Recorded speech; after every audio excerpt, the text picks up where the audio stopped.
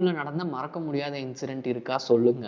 ஆக்சுவலா வந்து கைஸ் நான் வந்து ரொம்ப அதிகமா டிராவல் பண்ணதில்ல. பட் ஆனா ஒவ்வொரு டைம் நான் ஏதாச்சும் ஒரு லாங் டிராவல் போறேன் அப்டின்னாலே, என் நேரமோ என்னமோ தெரியல, ஏதோ ஒரு சம்பவம் ஆயிரும். என்னன்னு தெரியல. அப்போ வந்து சென்னைக்கு வந்து போனோம் ஃபேமிலியோட. எதுக்கு போனோங்கிறது எனக்கு சரியா ஞாபகம் இல்ல. திரும்பி ரிட்டர்ன் ஈரோடுக்கு வரப்போ வந்து ஸ்லீப்பர் கிளாஸ் போட்டு ட்ரெயின்ல வந்துட்டு இருந்தோமா. அப்போ மேல கொஞ்சம் இடம் ஃப்ரீயா இருந்துச்சுன்னு சொல்லிட்டு என்னோட அம்மா மேல போய் படு, மேல போய் படுன்னு மேல படுக்க வச்சுட்டாங்க. எனக்கு கீழ வந்து வேற எனக்கு யாருன்னே தெரியாத பேசஞ்சர்ஸ் அவங்க எல்லாமே படுத்திருப்பாங்க.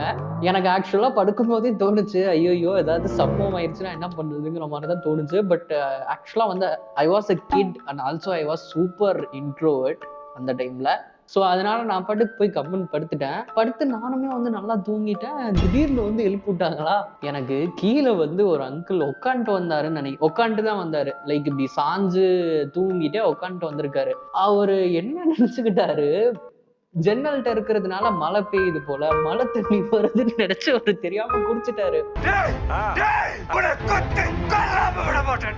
அதனால செம்ம கடுப்பாகி வந்து என் ஃபேமிலிட்ட என்ட்ட வந்து செம்ம காண்டாயிட்டாங்க.